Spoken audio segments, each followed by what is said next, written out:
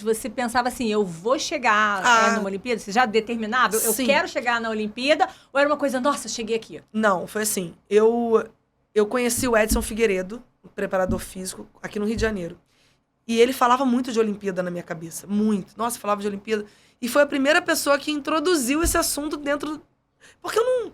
Eu olhava, eu me emocionava com as Olimpíadas, mas eu não... Era algo que eu não sabia que era palpável. Né? Aquela coisa que eu falei, eu vivia muito o dia a dia. Então, e uma vez... Aí uma vez eu fui pra... já tava bem, né? Já tinha ganhado uma etapa do Campeonato Mundial, já tinha feito alguns pódios no Campeonato Mundial. A Juliana, que jogava com a Larissa, ela se machucou. E não pôde jogar Pequim. E aquilo me deixou mal, assim, por ela, né? Ela ter se machucado. E eu lembro dela voltando e falando assim, não tem problema, eu sou a primeira a pensar na Olimpíada. Então eu sou a primeira que já tô me preparando para Londres. E quando ela falou aquilo, eu falei pros deuses, eu falei, eu sou a segunda. E fui a segunda. E fui pra Olimpíada, a Juliana também foi. Então, aquilo, a palavra tem poder, o seu pensamento tem poder, né? Eu hoje, vivendo tudo que eu vivi... A psicologia, então, agora eu tenho certeza daquilo que... Quando eu vi a Juliana falando aquilo, eu falei, eu vou ser a segunda. Então, teve um peso muito grande no que eu queria e na onde eu queria chegar. Então, quando a Thalita volta da Olimpíada, né? A Thalita até brincava comigo, falava assim, depois que a gente começou a jogar junto. Ela volta da Olimpíada com a Renata. E eu convido ela pra jogar. Ela fala que ela não esperava. Ela falou, Maria, você foi muito corajosa de me chamar pra jogar. Porque não era...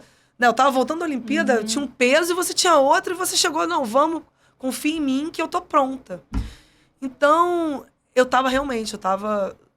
tinha certeza que os meus resultados de campeonato mundial iriam se consolidar, né? Porque eu ia treinar muito mais, eu sabia que eu tinha condição, a não ser que se eu tivesse alguma lesão. Mas o caminho que eu estava trilhando, desde que eu saí de Resende, era um caminho só de crescimento. Então eu falei, não, E eu tinha jogado um Rainha da Praia com ela, e que eu ajudei ela a ser rainha. Ela me convidou no ano que ela foi pra Pequim, ela me convidou pra jogar a final com ela, e a Thalita foi a rainha. Então, e foi uma química incrível. Então, quando eu chego e convido ela pra jogar, parece que ela tava estremecida com a parceira na época, que acontece mesmo, normal, no vôlei de praia. Eu cheguei no momento certo. Então, ali, nós formamos uma equipe, formamos um time que foi campeão brasileiro, vice-campeão mundial algumas vezes. Então, fizemos, no primeiro ano, com a Thalita, das 12 etapas do Campeonato Brasileiro, nós ganhamos 10. Outra foi segunda, outra foi terceiro. Pra você ter uma noção do boom que foi o nosso time. E no Campeonato Mundial nós ganhamos 5 etapas. Então, eu tinha muita perfeita ali.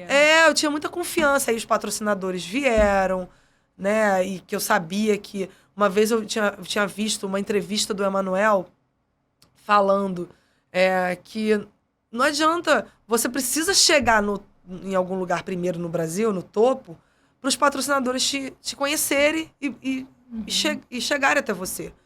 Não adianta. Aqui não tem essa cultura de, desde o início, um patrocinador que banque tudo, tá?